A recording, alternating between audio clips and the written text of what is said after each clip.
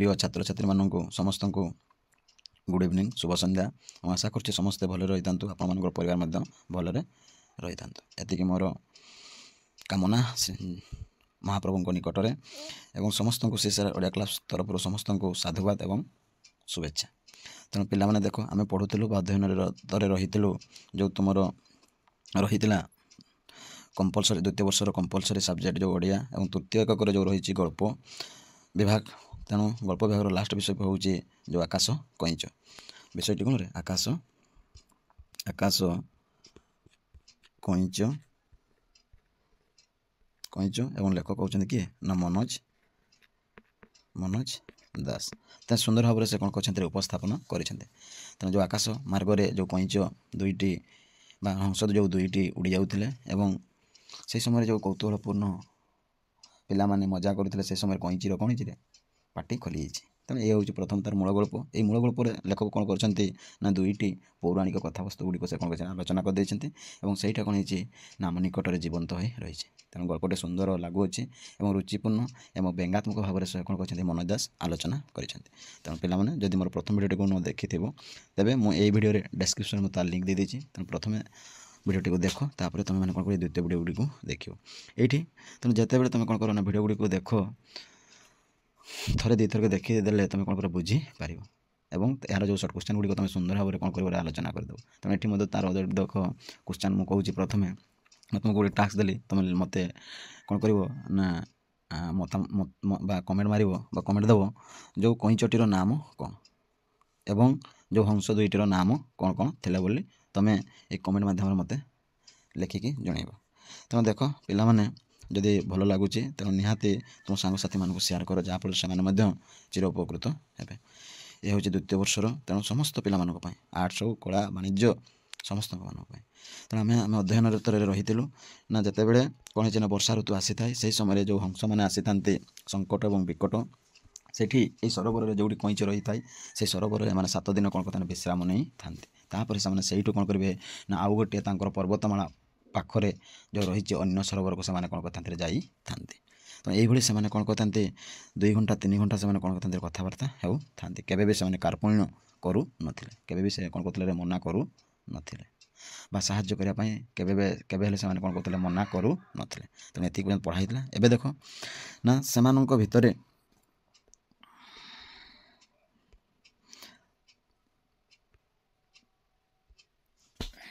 सेमानंक भितरे बंधुता यथेष्ट दृढ़ीभूत है पर ही दिने कंबुग्रीव सेमानंक सहित पर्वत श्रेणी सेपारिस्थ सरोवर को जीवार इच्छा प्रकट कला।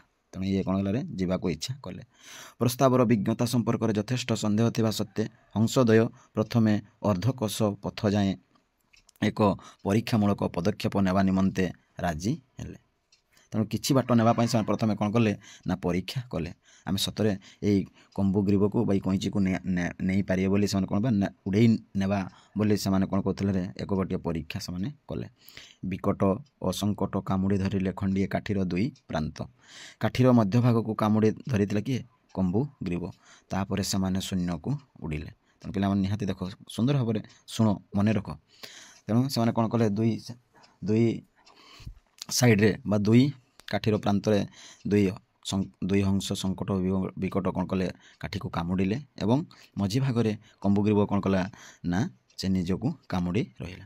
यही प्रणाली रे अर्धकोश अतिक्रम करी अर्धक्रोश किछि बाट जिबा परे सेमाने एक अनुज पहाड़ उपरे अवतरण कले। अनुज गोटे छोट पहाड़ रे सेमाने कौन कले अवतरण कले सेठी सेमाने रहिले। एटा मते शॉर्ट क्वेश्चन रही कोठी सेमाने रहिले अनुज पहाड़ उपर अवतरण कले। परीक्षा तांकर कौन है सफल है।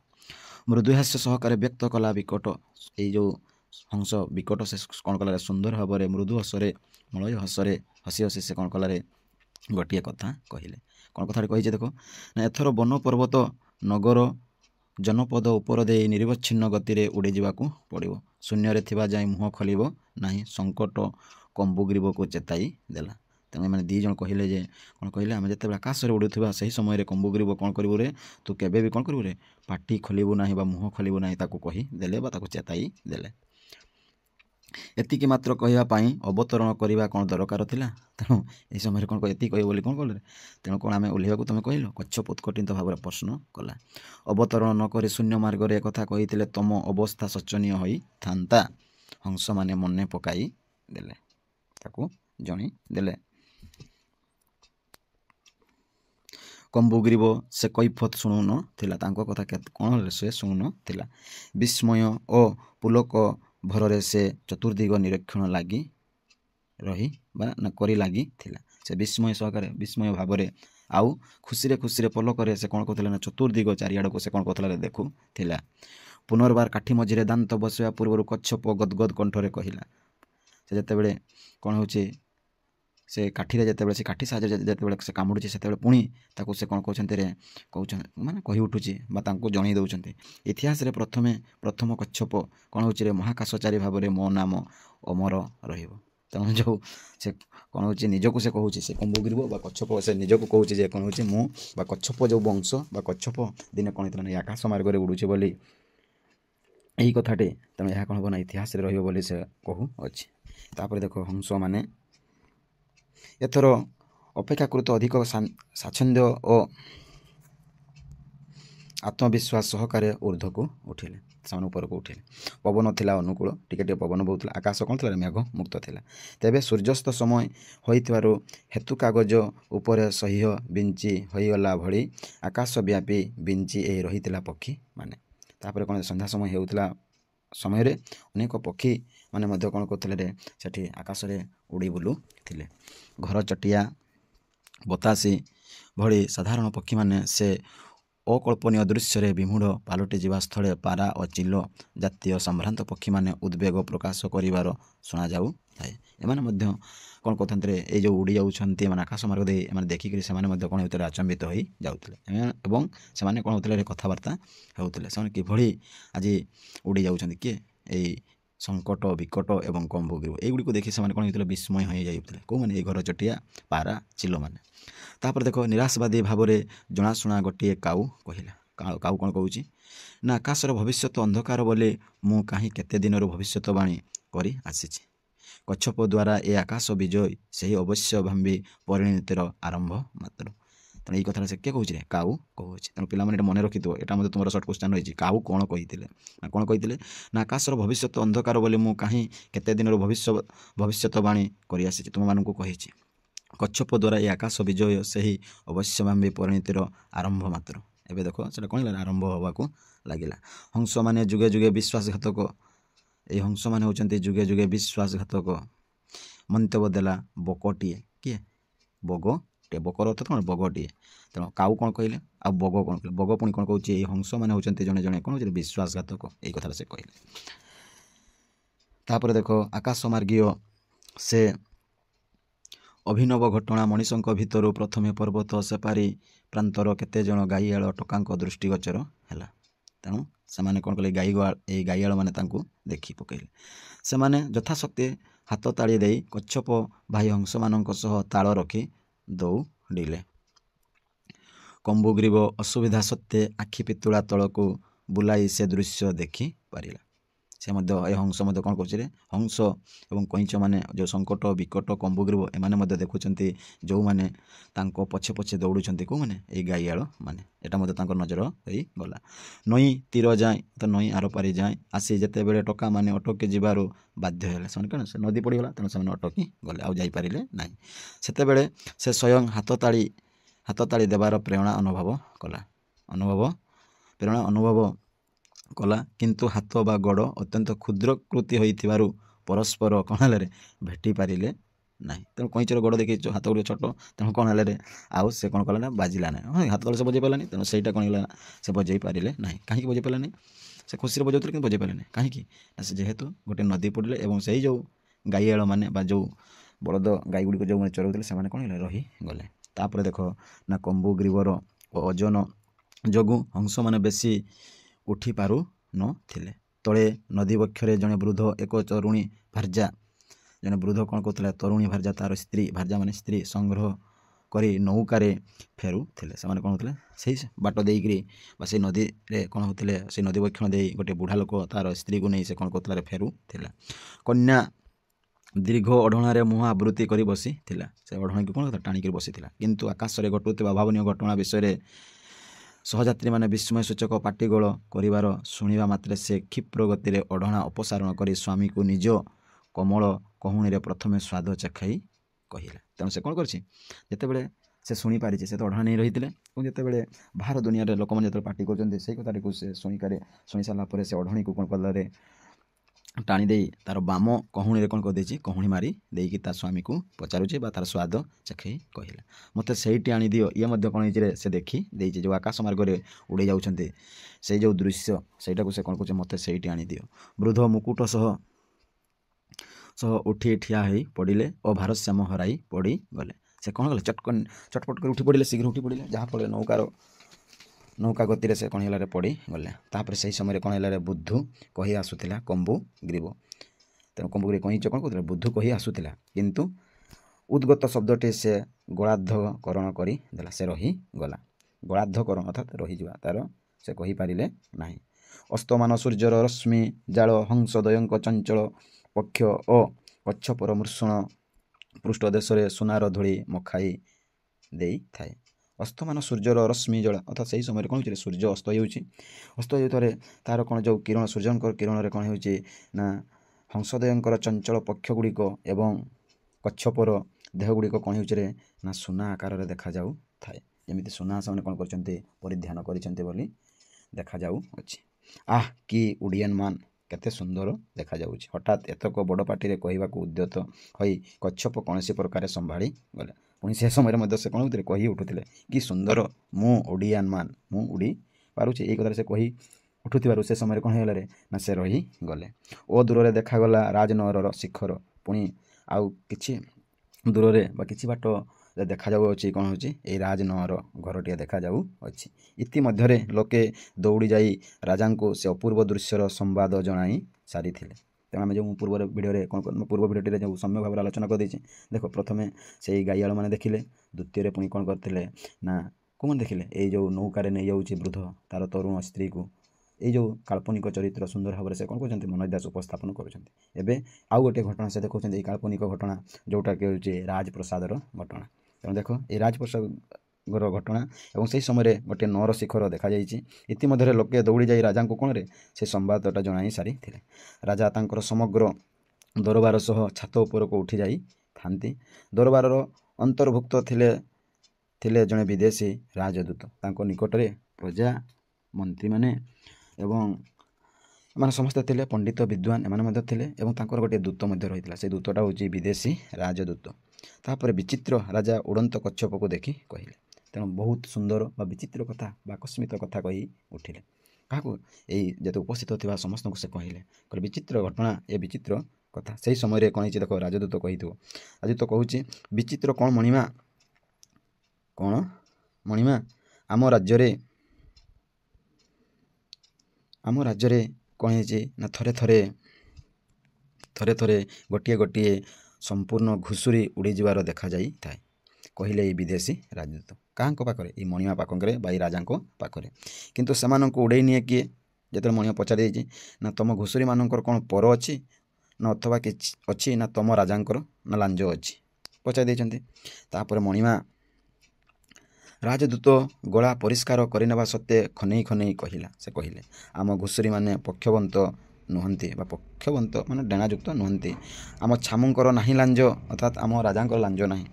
କିନ୍ତୁ ଆମ ରାଜ୍ୟରେ ମଇଁଷି ଭଳି ବୃହତ୍କାର ବିହଙ୍ଗମାନେ ଅଛନ୍ତି। ଏଇ ଯେଉଁ ମଇଁଷି ଭଳି ଦେଖାଯାଉଛନ୍ତି, ଏଇ ମଇଁଷି ଭଳି ଆମ ପାଖରେ କ'ଣ ଅଛି, ବଡ଼ ବଡ଼ ପକ୍ଷୀମାନେ ସବୁ ଅଛନ୍ତି। ଏଇ ପକ୍ଷୀମାନେ କ'ଣ କରନ୍ତି ନା ଘୁଷୁରୀ ଉଡ଼େଇ ନେବା ସେମାନଙ୍କର ସଉକ। ଏମାନେ କ'ଣ କରିଥାନ୍ତି, ଉଡ଼େଇ ନିଅନ୍ତି ବା ଏମାନେ ଗୋଟିଏ ତାଙ୍କର ମଜା ପାଆନ୍ତି ବା ତାଙ୍କର ଗୋଟିଏ ରୁଚି ବୋଲି ସେ କହି ଉଠିଲେ। ପୁଣି ଏଇ କଥାଟା ଯେତେବେଳେ ଶୁଣି ସାରିଲା ପରେ ମଣିମା ବା ସେଇ ରାଜା ଶୁଣି ସାରିଲା ପରେ ସେ ମଧ୍ୟ ରାଜା କ'ଣ କରୁଛି, ବିଚିତ୍ର କଥା ବା ରାଜା କହିଲେ। ବୁଦ୍ଧୁ ଏହି ସମୟରେ କ'ଣ ହେଇଛି, କହି ଉଠିଛି କିଏ, ଏ କମ୍ବୁଗ୍ରୀବ କଚ୍ଛପ ଯେହେତୁ ଆକାଶ ମାର୍ଗ ରହିଥିଲା ସେ ଶୁଣୁଥିଲା। ତେଣୁ ସେ ସେହି ସମୟରେ କ'ଣ ହେଇଛି ନା ବୁଦ୍ଧୁ ବୋଲି କହି ଦେଇଛି। ଉଦ୍ଗତ ଭାବାବେଗ ସମ୍ଭାଳି ନ ପାରି କହିଦେଲା କମ୍ବୁଗ୍ରୀବ ଏବଂ ଚକ୍ରବତ ବୁଲି ବୁଲି ସେ ଆସି ସଶବ୍ଦେ ପଡ଼ିଲା ନଅର ଛାତ ଉପରେ। ତେଣୁ ସେ ଯେତେବେଳେ ବୁଦ୍ଧୁ କହିଦେଇଛି, ଯେହେତୁ ତାର ପାଟି ଖୋଲିଛି, ତେଣୁ ସେ ଚକ୍ର ଆକାଶ ମାର୍ଗରୁ ଯେତେବେଳେ ତଳକୁ ପଡ଼ୁଥିଲା ସେତେବେଳେ ଚକ୍ର ଆକାରରେ ସେ କ'ଣ ହେଲା, ଘୁରି ଘୁରି ଘୁରି ଘୁରି ଆଜି ପଡ଼ିଲେ କେଉଁଠି, ଆଜି ପଡ଼ିଲେ ସେଇ ଆକାଶ ରାଜାଙ୍କର ନଅରରେ ବା ରାଜାଙ୍କର ସାମ୍ରାଜ୍ୟରେ ସେ ଆସିକିରି କଇଁଚଟିଏ ପଡ଼ିଗଲେ। ଯେତେବେଳେ ପଡ଼ିଗଲେ ସେତେବେଳେ କ'ଣ ହେଲା ଦେଖ, ଶଙ୍କି ଗଲେ ସଭାସଦ ବର୍ଗ, ସମସ୍ତେ କ'ଣ ହେଲେ ଟିକେ ଡରିଗଲେ, ଶଙ୍କି ଗଲେ ତାକୁ ଡରିଗଲେ। ହଂସମାନେ ବାଡ଼ି ଖଣ୍ଡିକ ପକାଇ ଦେଇ କିଛି ସମୟ ଆର୍ତ୍ତରବ ଛାଡ଼ି, କିଛି ପାଟି କରି ଛାଡ଼ି ନଅର ଉପରେ ଚକ୍ରକର ଦେଇ ପାର୍ଶ୍ୱବର୍ତ୍ତୀ ଗୋଟିଏ ଗଛରେ ବସି ପଡ଼ି ଅନାଇ ରହିଲେ। ସେମାନେ ଯାଇକି ସେ କ'ଣ କଲେ, ଆଉ ଗୋଟିଏ ଯେଉଁ ଗଛ ଥିଲେ ସେ ଗଛ ପାଖରେ ସେମାନେ ଯାଇକିରି ବସି ପଡ଼ିଲେ। ଚକ୍ରାକାରରେ କଚ୍ଛପକୁ ଘେରି ସଭାସଦବର୍ଗ ଚମତ୍କୃତ ହୋଇ ଅନାଇ ରହିଲେ। ଏମାନେ ସମସ୍ତେ କଇଁଚକୁ ଦେଖୁଥାନ୍ତି ଏବଂ ଏ ଯେଉଁ ସଙ୍କଟ ବିକଟ ମାନେ ମଧ୍ୟ ସେ ଗଛ ଉପରେ ରହି ଦେଖୁଥାନ୍ତି। ଦରବାରର ପ୍ରଧାନ ବିଶେଷଜ୍ଞ ବା ପ୍ରଥମ ବିଶେଷଜ୍ଞ କ'ଣ କହୁଛି ନା, ଭଜନ ପ୍ରେମୀ କହିଲେ ଏଇଟି ଦୁର୍ଲଭ ଧରଣର ସୁସ୍ୱାଦୁ କଚ୍ଛପ। ଯେଉଁ ତାଙ୍କର ଯେଉଁ ବିଶେଷଜ୍ଞ ରହିଥିଲେ ସେ କହିଦେଲେ, ଯଦି ଏହାକୁ ତୁମେ ଭଜନ ଗ୍ରହଣ କରିବ ତେବେ ଏହାକୁ କ'ଣ ହେଇଥିଲେ, ସୁନ୍ଦର ଲାଗିଥାଏ, ସୁସ୍ୱାଦୁ ଲାଗିଥାଏ। କଚ୍ଛପ ମାଂସ ରାଜକୀୟ ଖାଦ୍ୟ ତାଲିକାରେ ବହିର୍ଭୂତ ହୋଇନଥିଲା। ଏଟା ଯେଉଁ ରାଜକୀୟ ଖାଦ୍ୟ ତାଲିକାରେ ଏଟା ନାହିଁ, ଏଟା ବାହାରର ଖାଦ୍ୟ ବୋଲି ସେ କହିଲେ। ଏହା ରାଜଭୋଗର ମର୍ଯ୍ୟାଦା ପାଇବାକୁ ହକଦାର ଥିଲା। ତେଣୁ ଯଦି ତୁମେ ଏଇ କଚ୍ଛପ ମାଂସ ଖାଇବ ତେବେ ଏଟା ହେଉଛି ରାଜଭୋଗର ମର୍ଯ୍ୟାଦା ବା ହକଦାର ବୋଲି ସେ କହିଲେ। କିଏ? ଏଇ ଦରବାରରେ ଥିବା ପ୍ରଥମ ବିଶେଷଜ୍ଞ କହି ଉଠିଲେ। ତାପରେ ଦେଖ ନା, ସହସ୍ର ବର୍ଷର ଥରେ ଯାଇ ଶୂନ୍ୟରୁ କଚ୍ଛପ ବୃଷ୍ଟି ହୁଏ ବୋଲି ସେ ମଧ୍ୟ କହିଲେ। ଆଉ ସେ କଚ୍ଛପ ମାଂସ ସହସ୍ର ଧରଣର ରୋଗ ବ୍ୟାଧି ଓ ଦୋଷ ଦୁର୍ବଳତାର ପ୍ରତିଷେଧକ ହୋଇଥାଏ କହିଲେ ଦରବାର କବିରାଜ ଜ୍ୟୋତିଷ। ତେଣୁ ଯେଉଁ ତାଙ୍କ ପାଖରେ ପ୍ରଥମ ଦରବାର ଯେଉଁ ବିଶେଷଜ୍ଞ ସେ କହିଲେ, ପୁଣି ଆଉ ଜଣେ ଯେଉଁ ତାଙ୍କ ନିକଟରେ ଯେଉଁ ରହିଥିଲା କବିରାଜ ବା ଯେଉଁ ବୈଦ୍ୟ, ସେ ମଧ୍ୟ କହିଲେ ଯଦି ଏଇ ଯେଉଁ କଚ୍ଛପ ମାଂସକୁ ଯିଏ ଖାଇବ ଏଟା ବହୁତ ଦିନ ପରେ ବା 100 ବର୍ଷ ତଳରେ ଏଟା କ'ଣ ହେଇଥାଏ, ଥରେ ହୋଇଥାଏ। ତେଣୁ ଏଇ ଯେଉଁ ଥରେ ଏ ଘଟଣା ଘଟିଥାଏ, ଏହା ଯେଉଁ ମାଂସ ଯଦି ଯିଏ ଖାଇବ ତେବେ ତାର ବିଭିନ୍ନ ପ୍ରକାର ଯେଉଁ ରହିଥିବ ବା ସହସ୍ର ଯେଉଁ ରହିଥିବ ତା ପାଖରେ ଯେଉଁ ରୋଗ ବ୍ୟାଧି ବା ଦୋଷ ଦୁର୍ବଳତା ଏସବୁ କ'ଣ ହେଇଯିବରେ ସଙ୍କଟ ହେଇଯିବ ବା ପ୍ରତିରୋଧକ ହେଇଯିବ ବୋଲି ସେ କହିଲେ, ଏଇ କବିରାଜ ଜ୍ୟୋତିଷ। ତେଣୁ ପିଲାମାନେ ବକ କ'ଣ କହିଲେ, କୁଆ କ'ଣ କହିଲେ, ପ୍ରଥମ ଦରବାର ପ୍ରଧାନ ବିଶେଷଜ୍ଞ କ'ଣ କହିଲେ ଏବଂ କବିରାଜ କ'ଣ କହିଲେ, ଏଗୁଡ଼ିକ ତୁମକୁ କ'ଣ ଭାବରେ ମନେ ରଖିବାକୁ ପଡ଼ିବ। ତାପରେ ଦେଖ ଆଖି ଯୋଡ଼ିକର ଉପରାଧ ନିମିଳିତ ରଖି ନିମ୍ନାର୍ଦ୍ଧ ଦରବାରର ପଞ୍ଜିକା ଉପରେ ନିବଦ୍ଧ ରଖି ସେ ଘୋଷଣା କଲେ। କିଏ? ଏଇ ଯେଉଁ ରହିଛି ଘୋଷଣା କଲେ, କ'ଣ କଲେ ନା, ଆଜିଠାରୁ 900 ବର୍ଷ 9 ମାସ 9 ସପ୍ତାହ, ହଁ ଭବିଷ୍ୟତରେ 10 ସପ୍ତାହର ମାସଟିଏ ହେବ ବୋଲି ମୁଁ ଦେଖିପାରୁଛି। 9 ଦିବସ ଓ 9 ଘଣ୍ଟା ପରେ ଏହିପରି ଆଉ ଏକ କଚ୍ଛପ ଶୂନ୍ୟରୁ ଖସିବ ବୋଲି ମୁଁ ଏଇକ୍ଷଣି ଭବିଷ୍ୟତବାଣୀ କହୁଛି। କିଏ? ଏଇ ଯେଉଁ ରହିଥିଲା ତାଙ୍କ ନିକଟରେ ଯେଉଁ କବିରାଜ, ସେ ପୁଣି ଆଉ ଥରେ ସେ କହିଦେଲେ ଯେ କ'ଣ ହେଉଛି ଦେଖ, ଇଏ ପୁଣି 100 ବର୍ଷ ତଳର କଥା, ପୁଣି ଆଜି ମୁଁ କହିଦେଉଛି ଦେଖ ନା, ଆଜିଠାରୁ 900 ବର୍ଷ ଏବଂ 9 ମାସ 9 ସପ୍ତାହ ହଁ ରେ କ'ଣ ହେବ, ପୁଣି ଏଇଭଳି କ'ଣ ହେବ, ଆକାଶ ମାର୍ଗରୁ କ'ଣ କଇଁଚ ପଡ଼ିବ। ଏଇ କଥାଟା ସେ ଭବିଷ୍ୟତରେ 10 ସପ୍ତାହ ମାସଟି ହେବ ବୋଲି ମୁଁ ଦେଖିପାରୁଛି ଏବଂ 9 ଦିବସ 9 ଘଣ୍ଟାରେ ଏହିପରି ଆଉ ଏକ କଚ୍ଛପ ଶୂନ୍ୟରୁ ଖସିବ ବୋଲି ମୁଁ ଏଇକ୍ଷଣି ଭବିଷ୍ୟତବାଣୀ କରୁଛି। ଏଇ କଥାରେ ସେ କହିଦେଲେ। କିନ୍ତୁ ଆପଣ ଏଇଟିର ପତନ ସମ୍ପର୍କରେ ଭବିଷ୍ୟତବାଣୀ କରି ନଥିଲେ କାହିଁକି ମହାପଣ୍ଡିତେ ପ୍ରଶ୍ନ କଲେ ରାଜା। ତେଣୁ ଆଜି ଯେଉଁ ଘଟଣା ଘଟିଗଲା ଏଇଟା କାହିଁ ବା ଆପଣ କେବେ ତ ମୋତେ କ'ଣ କହିଥିଲେ, କହିନଥିଲେ ବା ଘୋଷଣା କରିନଥିଲେ ବୋଲି ସେ କହିଲେ। ତାପରେ ଦେଖ, ଛାମୁଙ୍କୁ କେନ୍ଦ୍ର କରି ହଁ ମୋର ସବୁ ଗଣନା, ଯେହେତୁ କଚ୍ଛପ ମାଂସ ରାଜ ମୋହନୀର ଅଯୋଗ୍ୟ ତେଣୁ ଏ ଘଟଣାକୁ ମୁଁ ଉଲ୍ଲେଖଯୋଗ୍ୟ ବୋଲି ବିଚାର ନଥିଲି, ଉତ୍ତର ଦେଲେ ମହାପଣ୍ଡିତ। ତେଣୁ ଯେହେତୁ ମୁଁ କାହିଁକି ଦେଇନଥିଲି, ଏ କଚ୍ଛପ ମାଂସ ହେଉଛି ଏଇ ରାଜନଅରର ଗୋଟିଏ ଅଯୋଗ୍ୟ, ତେଣୁ ମୁଁ କେବେ କହିନଥିଲି ବୋଲି ସେ କହିଲେ। ତାପରେ କଚ୍ଛପ ଆଡ଼କୁ ଦୃଷ୍ଟିପାତ କରି ରାଜାଙ୍କର ଅନ୍ତତଃ ଗୋଟିଏ ଚକ୍ଷୁ ଝଟକି ଉଠିଲା। ଏ ରାଜା କ'ଣ କଲେ, କଚ୍ଛପକୁ ଦେଖିକିରି ସେ କହି ଉଠିଲେ, ଏହା ଯେ ସ୍ଥଳେ ବହୁ ରୋଗ ଓ ଦୋଷ ଦୁର୍ବଳତାର ମହୌଷଧି, ଏହାକୁ ରନ୍ଧନ କରି ପୀଡ଼ିତାମାନଙ୍କୁ ଦେବାର ବ୍ୟବସ୍ଥା କରିବା। ତେଣୁ ଏ କଥାଟା କିଏ କହୁଛି? ରାଜା କହୁଛି। କେହି ରାଜା ମୁଖ୍ୟ ପାଚକୁ ସେଇଠି ନେଇଯାଇ ତତ୍କ୍ଷଣାତ୍ ରାନ୍ଧିବାକୁ ନିର୍ଦ୍ଦେଶ ଦେଲେ। ତେଣୁ ଏହାକୁ ନେଇଯାଉ, କ'ଣ କର ନା, ତାକୁ ରାନ୍ଧି ପକାଉ ବୋଲି ସେ କହିଲେ ରାଜା। ଯଦିଓ ଛାମୁଙ୍କ ଭଳି ମୁଁ ବି ଛାର କଚ୍ଛପ ମାଂସ ଖାଇବାକୁ ପସନ୍ଦ କରେ ନାହିଁ। ଏଇ କଥା କିଏ କହୁଛନ୍ତି? ରାଜଦୂତ ବୋଧେ କହୁଛନ୍ତି ନା ସେନାପତି କହୁଛନ୍ତି। ଦେଖ କ'ଣ କହୁଛନ୍ତି, ସେନାପତି କହୁଛନ୍ତି। ଦେଖ ଏଇଟା ସେ ଯଦିଓ ଛାମୁଙ୍କ ଭଳି ଅର୍ଥାତ୍ ମୁଁ ରାଜାଙ୍କ ଭଳି ମୁଁ ବି ଛାର ଏଇ କଚ୍ଛପ ମାଂସ ଖାଇବାକୁ ପସନ୍ଦ କରେ ନାହିଁ। ଏଇଟିରୁ ବରଂ ଫାଳେ ଖାଇବି। ଅଧିକ ଦକ୍ଷତା ସହ ରାଜସେବା କରିବା ନିମନ୍ତେ ମୁଁ ଗଣ୍ଠି ବାତରୁ ଷୋହଳ ମୁକ୍ତି ପାଇବା ଆବଶ୍ୟକ କହିଲେ ସେନାପତି। ତାପରେ ଦେଖ ସେନାପତିଙ୍କ ଘୋଷଣାର ପ୍ରତିଧ୍ୱନି ନିର୍ଗତ ହେଲା ସମସ୍ତ ମନ୍ତ୍ରୀ ସଭାସଦବରଙ୍କ କଣ୍ଠରୁ। ସମସ୍ତେ ଅଧିକ ଦକ୍ଷ ରାଜସେବା ନିମନ୍ତେ କଚ୍ଛପର କିୟଦଂଶମାନ ଭକ୍ଷଣ କରି କୌଣସି ନା କୌଣସି ରୋଗରୁ ମୁକ୍ତି ପାଇଁ ଆଗ୍ରହୀ ଥିଲେ। ସମସ୍ତେ ଭାବିନେଲେ ସେତେବେଳକୁ ଯଦି ଆମେ ନିହାତି କଇଁଚ ମାଂସ ଖାଇବା ତେବେ ସମସ୍ତେ କ'ଣ ନା କିଛି ମୁକ୍ତି ପାଇଯିବା ବୋଲି ସମସ୍ତଙ୍କ ପାଖରେ କ'ଣ ହେଇଗଲା ନା ଆଶା ହୋଇଗଲା। ତେଣୁ ଏଠି କ'ଣ ହେଲା ନା ସମସ୍ତଙ୍କ ମନରେ କ'ଣ ହେଇଗଲା ଗୋଟେ ଆଗ୍ରହ ପ୍ରକାଶ ହୋଇଗଲା, ହଁ କି ନାହିଁ। ତେଣୁ ସମସ୍ତେ କ'ଣ ହେଲେ ନାହିଁ କଚ୍ଛପ ମାଂସ ଖାଇବା ପାଇଁ ସମସ୍ତଙ୍କ ମନରେ ଆନନ୍ଦ ହୋଇଯାଇଅଛି। ତେଣୁ ଦେଖୁଛି ଭିଡ଼ିଓଟି ଲମ୍ବା ହେଇଗଲା, ତେଣୁ ମୋତେ ପିଲାମାନେ ଏଇଠି ବିରାମ ଦିଅ। ନେକ୍ସଟ ବା ପୂର୍ବବର୍ତ୍ତୀରେ ମୁଁ କ'ଣ କରିବି ଭିଡ଼ିଓଟିକୁ ସମ୍ପୂର୍ଣ୍ଣ ଭାବରେ କ'ଣ କରିଦେବି ନା ଆଲୋଚନା କରିଦେବି। ତେଣୁ ଯଦି ଭଲ ଲାଗୁଛି ନିହାତି ମତାମତ ଦିଅନ୍ତୁ ଏବଂ ଅଧିକ ମାତ୍ରାରେ ସେୟାର କରନ୍ତୁ ଏବଂ ଆଶା କରୁଛୁ ସମସ୍ତେ ଭଲରେ ରହିଥାନ୍ତୁ ଏବଂ ଆପଣମାନଙ୍କର ପରିବାର ମଧ୍ୟ ଭଲରେ ରହିଥାଉ। ଜୟ ଜଗନ୍ନାଥ। ଏଇଭଳି ଭଲ ପାଇବା ଦେଇଥାନ୍ତୁ। ରହୁଛି। ଜୟ ଜଗନ୍ନାଥ। ଏହାର ପ୍ରଥମ ଭିଡ଼ିଓଟିକୁ ଯଦି ଦେଖିନ ତେବେ ମୁଁ ଏହାର ଡେସ୍କ୍ରିପ୍ସନରେ ତା ଲିଙ୍କ୍ ଦେଇଦେଇଛି, ତାହା ତୁମେ ଦେଖିନିଅ।